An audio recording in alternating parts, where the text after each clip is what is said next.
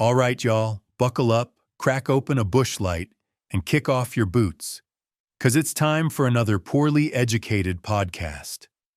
Today, in the news edition, I got the headlines, the hot takes, and a whole lot of redneck wisdom that probably shouldn't be said out loud. But here we are. Let's dive in before I get distracted by my neighbor's riding mower again. Segment 1. The Gaza Offensive and the World Gone Sideways. Well, folks, over in Gaza, things are hotter than a skillet left on high while you run to Walmart. Israel's rolling tanks into Gaza City like it's demolition derby night at the county fair. Only difference is, instead of smashing up old Buicks, they're leveling whole neighborhoods. I mean, they even got drones chasing folks down like robotic skeeters, which sounds less like real life and more like something Elon Musk doodled while high on rocket fuel. Meanwhile, the world's looking at this mess and saying, you know what? Maybe it's finally time to call Palestine a state. Britain, Canada, and Australia all recognized Palestine this week. That's like your poker buddies suddenly all turning their chairs to sit with the guy you've been arguing with all night. America's standing there alone holding a losing hand, saying, no, trust me, guys, the river card's coming. And Israel's trying to sweet-talk Syria on the side, like a fella fighting with his wife while also flirting with the waitress at Waffle House. Ain't no way that ends well. I promise you that. Segment 2. The US-UK Tech Love Fest. So America and Britain just signed what they're calling a tech prosperity deal. £31 billion, or in redneck math, about 300 Bass Pro shops worth of cash. They're building supercomputers, AI data centers, and AI growth zones. Sounds fancy, but let me tell you, AI growth zone also sounds like where my cousin Cletus got that weird rash from swimming in the quarry. Now they're saying this'll create jobs, cure diseases, and maybe even power the UK with clean nuclear energy. But here's the kicker. All them AI data centers drink up water and electricity like Uncle Joe at the free beer tent. By 2030, data centers gonna be sucking juice like Japan's whole grid. That's not prosperity. That's hope you like brownouts while your toaster cusses you out in binary. Also, Britain's bragging they'll be an AI superpower. Buddy, you can't keep trains running on time without the sheep blocking the tracks, and now you're gonna out-tech China? That's like me saying I'll win NASCAR 'cause I painted flames on my lawnmower. Segment 3. Putin's Singing Contest. While we're over here building robot overlords, Russia's hosting a dang song contest called Intervision. That's right. Putin basically rebooted Soviet Idol. They got 23 friendly nations singing their hearts out, from China to Saudi Arabia. Even Vietnam's dude won the whole thing, and Russia's pitching it as the anti-Eurovision.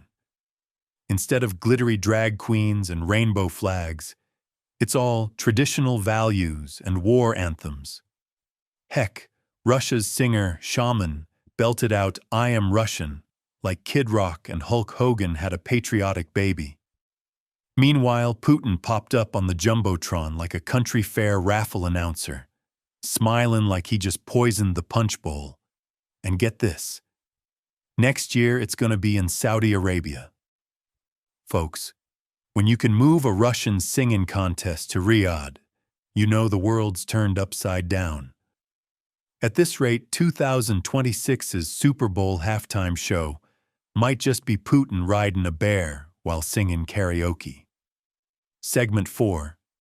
The $100,000 visa fee, pay to play America. Back home, Trump just slapped a $100,000 fee on new H-1B work visas. That's the program tech companies use to hire skilled workers from overseas. Used to cost a few grand. Now it's like buying a dang house. White House says it's to protect American jobs. Yeah. And me buying a gym membership was supposed to protect my health. Spoiler, I used it once, and that was for the free pizza night. Tech companies are panicking. Microsoft's telling its Indian engineers, "Y'all better fly back now, or you'll get stranded like deer in headlights."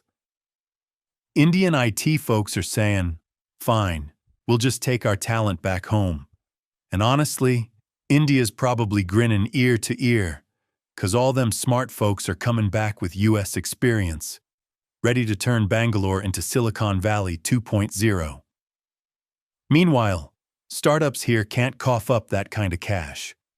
So instead of America leading AI, we're sitting here watching India and China eat our lunch while Trump brags, "Look, we're saving jobs." Yeah, buddy, you're saving jobs. Just not here. Segment 5. Killing the Hunger Report. In other news, Trump's administration just canceled the USDA's annual hunger report. This is the report that told us how many Americans are going to bed hungry each year. Now they say it's politicized and fear-mongering, which is government talk for, "We don't like what it says because it makes us look bad." So now, instead of data showing 18 million hungry households, we got nothing. That's like a doctor saying, "Well, if I throw away the x-rays, technically you don't have cancer." Problem solved, right? Experts call it governing by unknowing. Sounds fancy, but really it's just sticking your head in the sand and hoping nobody notices your butt sticking up.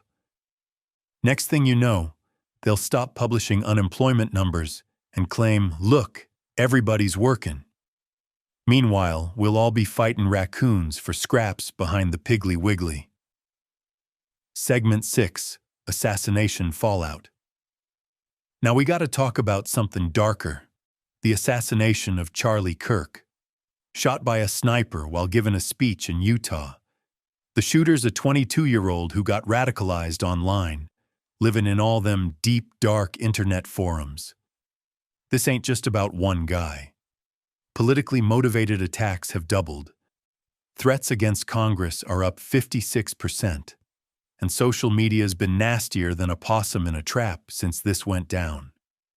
And now everybody's arguing about Section 230 again, the law that keeps Facebook from being sued for every crazy thing your uncle posts at 3 a.m. after 6 Budweisers. Y'all, I don't know the answer, but I do know this. If your politics make you pick up a rifle, maybe it's time to log off and go outside, pet a dog, or heck, even argue with a cow. They're stubborn, but at least cows don't shoot back. Segment 7. Sports and other shenanigans. Finally, some lighter stuff. Women's Rugby World Cup. England's on a 32-game win streak and will face Canada in the final.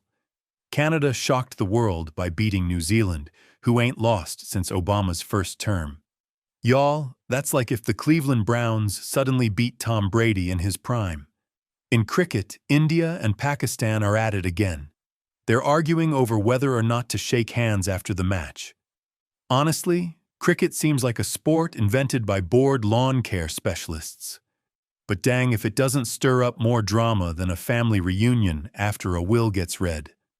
NFL's Week 3 has Aaron Rodgers trying one last time to win in New England. The man's 41. He's like the Brett Favre of Brett Favres. Meanwhile, Lionel Messi's still tearing up Major League Soccer at age 38, leading the league in goals. The man's older than my pickup truck, but still running like he stole it. And in sadder news, country songwriter Brett James died in a plane crash. He wrote, "Jesus, take the wheel." Folks, I don't mean to be crass, but when your signature song is begging Jesus to take the wheel, maybe don't be flying the plane. Rest in peace, legend. In conclusion, well, that's all the chaos and comedy I got for y'all today. From Gaza blowing up like a meth lab, to Britain trying to become AI overlords, to Trump taxing visas like he's running a toll booth, we covered it all. Remember, life's one big news cycle. Sometimes you're the headline, sometimes you're just the blooper reel. Now I gotta go 'cause my neighbor just lit the grill, and I swear I smelled ribs. This has been the Poorly Educated Podcast. Today in the news edition. Tune in next time when I'll probably be wrong about everything, but at least I'll be funny about it.